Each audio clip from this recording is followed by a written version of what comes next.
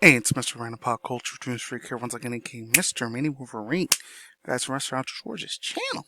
Follow me on my social media links such as, like always, Twitter, Instagram, and KX. Like, share, comment if you want, and sub if you want to subscribe. But anyways, I know this is like over a week old. I know this one's not over a week old. This one's like, and this is over a week old. Never mind. It's about almost 2 weeks old. But this one, it wasn't that long. It was like one. I know there's a lot of old school stuff. And it might be the very first time I actually talk about the dude in my gym because I think it was like, I forgot it was 2015, 16, maybe 2017 when I first heard about the dude. It's this like rap hip hop music artist, not music artist, but like a movie like sort of commentator reviewer, Anthony Fantino. I've heard about this dude a couple times here and there.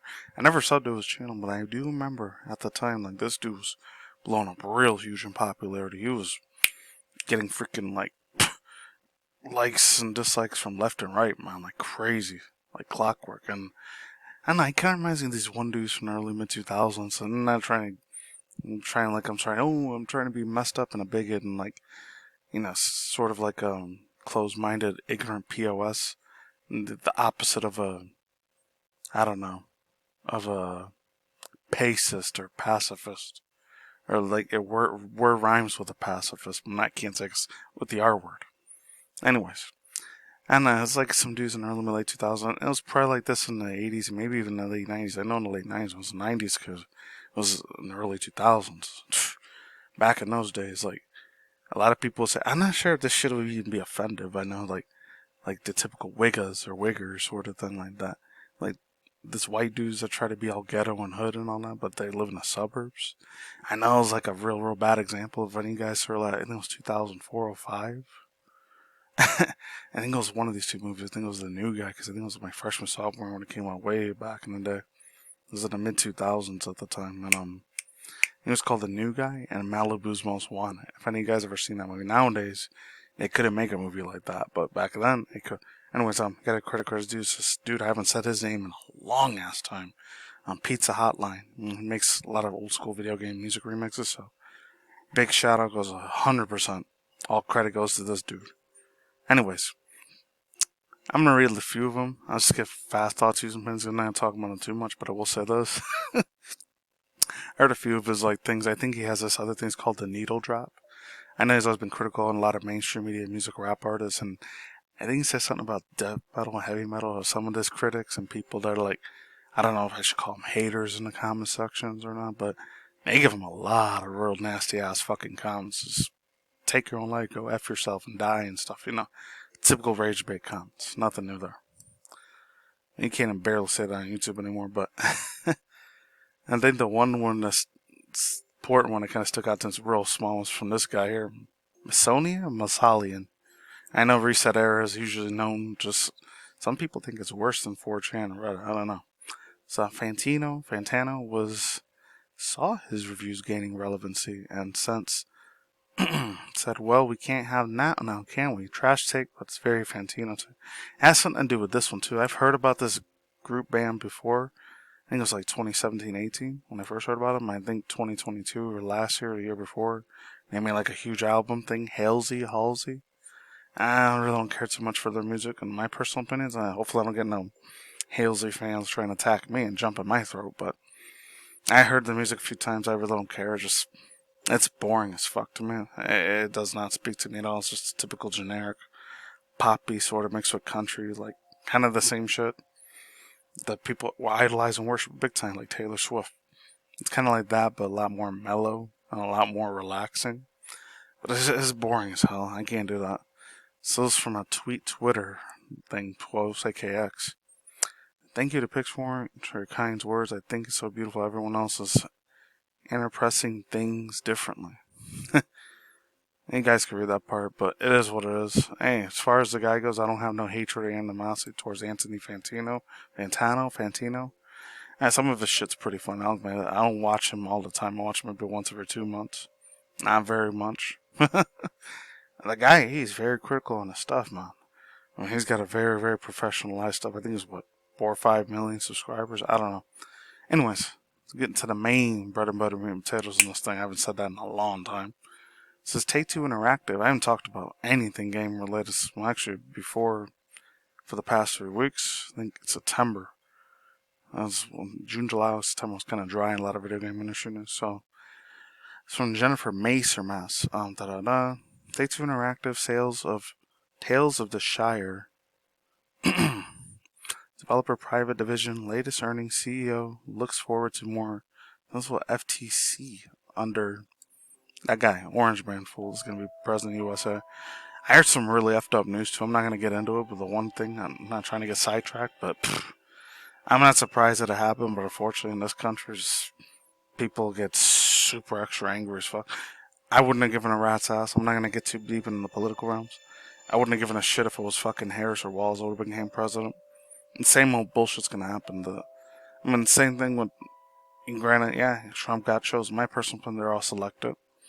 I'm not going to get too deep into it, but I will say this. All these banking peoples and the billionaire, trillionaire, zillionaire peoples that are richer than probably Bezos or Musk, like, at the end of the day, it's either the small hat people or the people that are in the UN and people you don't see. That's the one that Trump has to listen to. He don't have actual power. The only type of power he's got is by having a shitload of money, and that's it. It's because the people higher than him. If Trump doesn't listen to them badly, then something bad's gonna happen to him, which sucks. God forbid if it does. And granted, he's still gonna be a fucking joke to me, honestly. I don't hate the shit out of him, but I don't believe every single little thing he says, because his higher ups are the people that tell him what to do. Those are his bosses. There's this old saying: "There's a boss upon a boss upon a boss upon a boss upon a boss." There's always going to be a freaking leader and a CEO, millionaire, billionaire that's going to have more power and authority over the other one. There's like district managers. Every manager has a boss on top of another boss. Tells him what to do.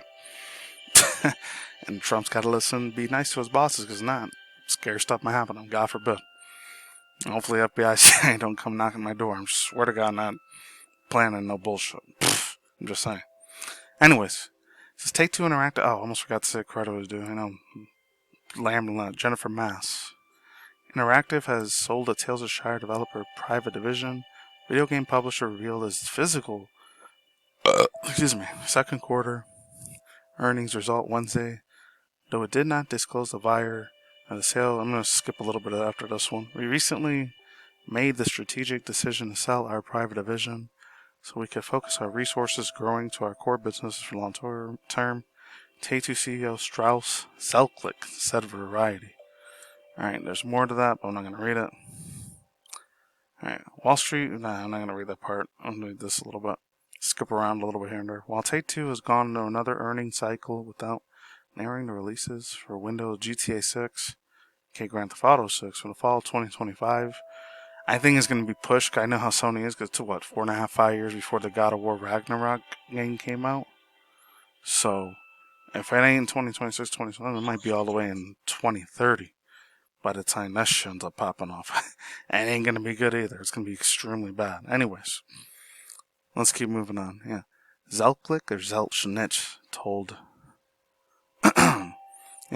notes that it will not cross paths with the release of Borderlands 4, which is set to be between April 1st, 2025 and March 31st, 2026.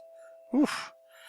The Take-Two's 2026 fiscal year says, quote, I think it is safe to say we wouldn't, and no one would, stack up higher releases unnecessarily, Zelklik said. And there's a little bit more here, and after that I'm done. This quote, that shit, I'm not even going to say that word. I just say, believed in the Dems process. By all the accounts, this was a free and fair, secure selection. That's my opinion, it's not an election. So the future is also just, so that we always have the time together as a nation, as a company. We're an entertainment company, not a political company. Please fucking keep it like that. So, let's move on. We're focused on our mission. I think the president-select has made it very plain that he believes in reducing regulations.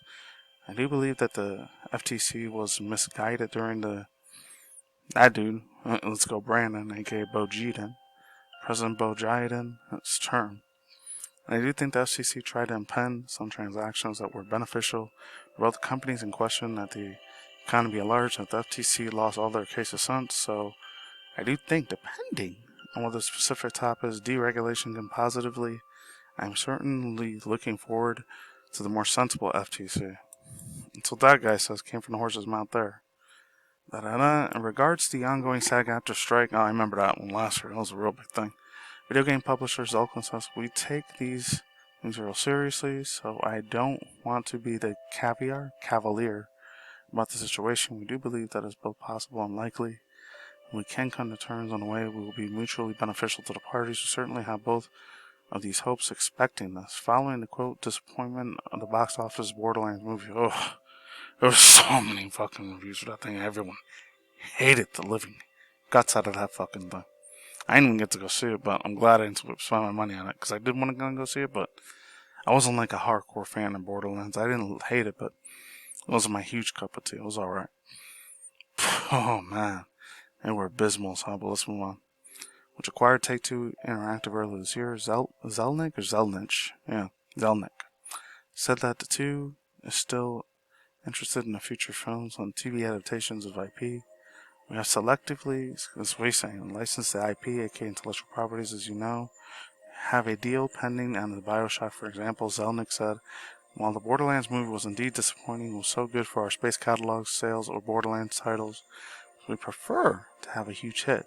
As you know, we didn't have a financial exposure to the negatives, so we're selectively, for example, for the reasons that you just cannot control these outcomes and what we preferred to controlling our own destiny. However, we still will license actively, not selectively. Not that many thoughts, and opinions. One or two things I'm going to say is this. I've never heard about this thing. It looks like a cheap version of, I don't know, Percy Jackson, Olympians mixed with Lord of the Rings. Oh, it is a Lord of the Rings games. I wonder if it was the one that Amazon made last year and ended up being real super shitty as fuck. Really, really bad. But it was what it was. I don't know if the voice acting might have been horrendous. Who knows? I don't know. It's the reason why other people think it might be like how Concord was not that long ago. And like the second thing I'm going to say is this. If it's another microtransaction game, it's always going to be a hard pass for me no matter what. Even if I sound like a broken record, it's just never going to fucking appeal to me. It never will. Oh, and those other side news, I didn't get to talk about it, but I heard that dude Denzel Washington, he might end up being in Black Panther 3. It's pretty wild. Oh, and I really wanted to react to this one, but give me a quick second if you can. Hold on.